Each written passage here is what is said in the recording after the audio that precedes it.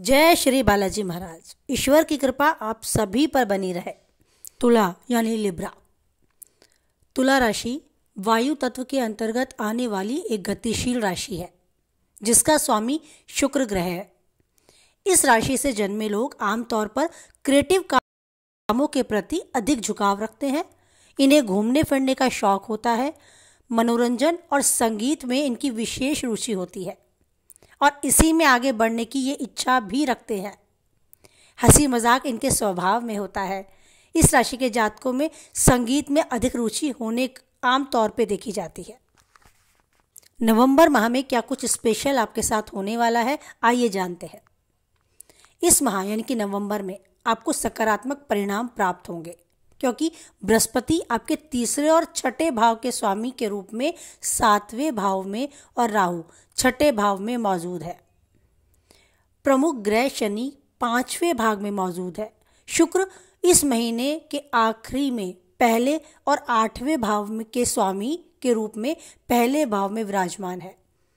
इस महीने की लगभग 15 तारीख के बाद ऊर्जा का कारक ग्रह मंगल दूसरे और 7वें भाव के स्वामी के रूप में दूसरे भाव में बैठे हैं।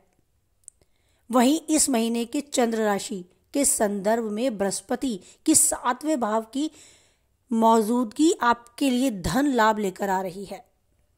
गृह परिवार में शुभ कार्य और करियर में नए अवसर आपको जरूर प्राप्त होंगे। आपके योग, आपके संयोग, आपके सितारे आपको उन्नति की ओर ले जाते हुए दिखेंगे। नवंबर का महीना आपके जीवन में विभिन्न पहलुओं जैसे करियर, परिवार, प्रेम, स्वास्थ्य आदि के लिए कैसा होने वाला है, कैसा जाने वाला है, आइए विस्तार में जानें। कार्यक्षेत्र। तुला, नवंबर मास का ये समय आपके लिए करियर के लिहाज से देखें तो इस महीने अनुकूल परिणाम लेकर आ रहा है क्योंकि बृहस्पति के शुभ प्रभाव आपको नौकरी के नए अवसर प्रदान करेंगे जो आपके लिए बेहद अच्छे साबित होंगे। महीने के आखिर में राशि स्वामी के रूप में शुक्र अनुकूल स्थिति में पहले भाव में मौजूद है। इसके कारण करियर के मामलों में सकारात्मक परिणाम प्राप्त होने की पूरी संभावनाएं हैं। जो लोग खुद का कोई व्यवसाय कर रहे हैं, चला रहे हैं, उनके लिए ये सफलता मिलने के पूरे चांस है क्योंकि बृहस्पति अनुकूल स्थिति में है और बृहस्पति देव जो है वो हमारे व्यवसाय, हमारे करियर, हमारे धन लाभ के लिए बहुत ही श्रेष्ठ है।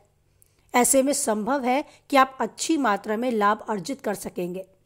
साथ ही नए व्यापार के लिए भी आपके रास्ते खुल सकेंगे अगर इस ओर आपका ध्यान है। आपको आगे लाभप्रद कोई दिशा मिलेगी। लाभदायक रहने वाला कुछ न कुछ ऐसा मिलेगा जिस पर आप आगे चलने वाले हैं। आपके व्यवसाय, आपके करियर में उन्नति साफ नजर आएगी आपको खुद को भी। इस दौरान नई पार्टनरशिप या नए व्यवसाय में प्रवेश न करें, थोड़ा सा उस तरफ रुके। कुछ नया काम शुरू करने से पहले थोड़ा धैर्य बनाकर चले, बहुत सोच समझ कर कदम उठाए क्योंकि केतु 12वें जो भाव है उसमें मौजूद है। तो बस थोड़ा सा इस केतु के 12वें भाव में मौजूद होने की स्थिति की वजह से आपको किसी नई पार्टनरशिप से बचना होगा। किसी नए व्यवसाय में प्रवेश करने से खुद को थोड़ा सा रोकना होगा। आर्थिक दृष्टि। अगर आर्थिक क्षेत्र में हम इस माह के उतार चढ़ाव के बारे में बात करें तो राहु पहले भाव में और केतु 7वें भाग में स्थित है। हालांकि 7वें भाव में बृहस्पति की स्थिति और चंद्र राशि पर इसकी दृष्टि होने के कारण आपकी धन लाभ के तो चांस है, साथ ही धन की बचत के भी चांस हैं। लेकिन संभावनाएं ये है कि बचत थोड़ी कम मात्रा में हो पाएगी। तो जातक जो तुला राशि से जुड़े हुए हैं वो खुद को व्यवसाय में आगे बढ़ाने की तरफ कठिन परिश्रम करते नजर आएंगे। आपको लाभ अर्जित होगा लेकिन आपका परिश्रम भी कठिन होगा। मेहनत अच्छे से करनी होगी।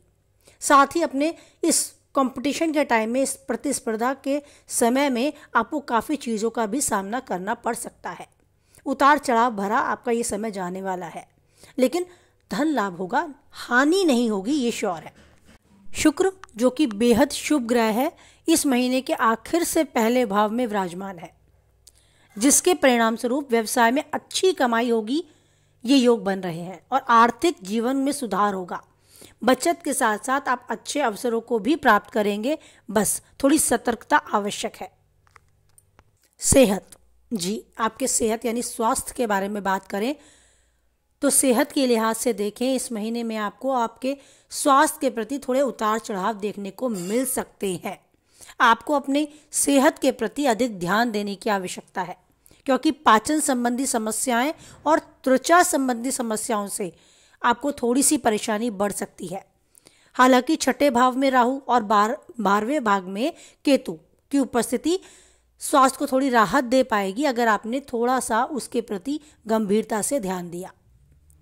राशि के स्वामी शुक्र इस महीने के आखिरी से पहले भाव में है, जो आपके काफ़ी हद तक राहत पहुंचाने का काम करेंगे। आपको अच्छा स्वास्थ्य बनाए रखने के लिए सक्षम बनाएंगे। ये तय है कि कोई भी बड़ी शारीरिक समस्या से आप परेशान नहीं होंगे। आप इस माह अपने आत्मविश्वास से भरपूर रहेंगे। 7वें भाव में बृहस्पति का गोचर और चंद्र राशि, इस दृष्टि से आप स्वास्थ्य के प्रति सही, हष्ट-पुष्ट और मानसिक रूप से भी बड़े संतुष्ट और अनुकूल स्थिति में रहेंगे। आपका प्रेम व वैवाहिक जीवन, इस माह यानी कि नवंबर के महीने में राहु 7वें भाग में, केतु पहले भाग में स्थित है, जिसके परिणाम स्वरूप आपको अपने प्रेम और वैवाहिक जीवन में सकारात्मक और नकारात्मक दोनों तरह के परिणाम मिल सकेंगे। प्रेम का कारक ग्रह शुक्र इस महीने के आखिर में पहले भाव में स्थित, जो कि प्रेम और वैवाहिक जीवन में सकारात्मक ला सकता है। शादीशुदा लोगों की संतुष्टि अपने जीवन में नजर आएगी। वो अपने शादीशुदा जीवन में बड़े अच्छे से रहेंगे। कोई मनमुटाव, तनाव, इस तरह की कोई स्थिति पैदा नहीं होगी। सब कुछ बहुत अच्छे से चलेगा। वहीं आगे मंगल 7वें भाव के स्वामी के रूप में दूसरे भाव में मौजूद, जिसके कारण प्रेम और वैवाहिक जीवन में थोड़ी नोक-झोंक भी हो सकती है। तो दोनों ग्रहों, दोनों दिशाओं, दोनों तरीके से देखा जाए तो उतार चढ़ाव दोनों तरीके के होंगे। मतलब कुछ खट्टी मीठी बातें होंगी, कुछ नोक-झोंक होगी, काफ़ी प्रेम होगा तो थोड़ा झगड़ा भी नजर आएगा। जो जातक शादी करने की प्लानिंग कर रहे हैं, फिलहाल उनके लिए यह योजना आगे के लिए उन्हें टालनी होगी, क्योंकि इस समय विवाह का योग उनके लिए सही दिशा लेकर नहीं आ रहा। बात बनते बनते बिगड़ भी सकती है, इसका ध्यान रखें। जो लोग पहले से शादीशुदा हैं वो इस महीने थोड़ा सामंजस्य से बात करें। संबंध को अपनी ओर से कदम बढ़ाते हुए अनुकूल बनाने का प्रयास करें।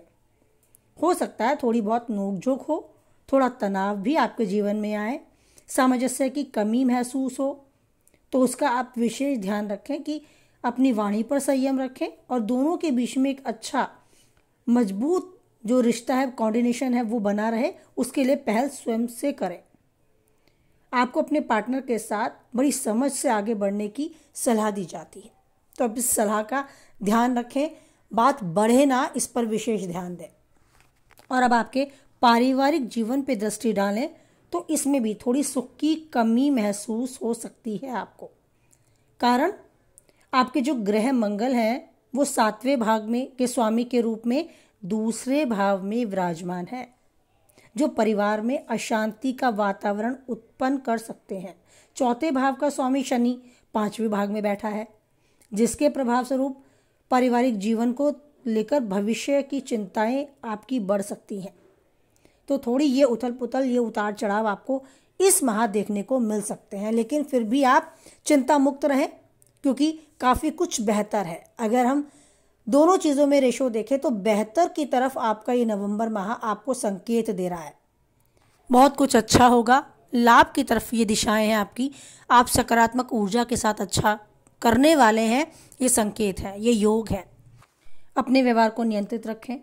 सामने वाला क्रोध में है तो आप शांत हो जाएं। और अपने को शांत करने के लिए, मानसिक शांति के लिए आप चाहें तो राहु से जुड़े और केतु से जुड़े जाप का स्मरण करें, चिंतन करें। ओम केतवे नमः, ओम राहवे नमः। ये राहु और केतु के से रिलेटेड ये मंत्र हैं। अगर आप चाहें तो अकेले बैठकर कुछ इसका चिंतन कर सकते हैं। कुछ और भी नहीं समझ में आता तो ओम नमो भगवते वासुदेवाय नमः। इस मंत्र को धारण करें, जीवन में आई सभी मानसिक परेशानियों से आपको मुक्ति दिलाएगा, आपको एक पावर देगा। जीवन में अकेले भी हों तो आप घबराएंगे नहीं, ये मंत्र उतनी ताकत रखता है। आप जीवन में उन्नति करें, खुश रहें, स्वस्थ रहें, मस्त रहें, जो चाहे वो पाएं और ईश्वर की कृपा यूं ही आप पर बनी रहे। इसी उम्मीद, इसी कामना के साथ वाणी को विराम देते हैं। कुछ हद तक आप वीडियो से सहमत हैं तो लाइक करके अपनी सहमति दर्ज कराएं।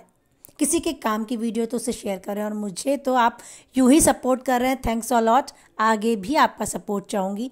पहली बार चैनल पे हैं तो सब्सक्राइब करें। फिर मिलते हैं, तब तक के लिए जय बालाजी महाराज, जय माता दी।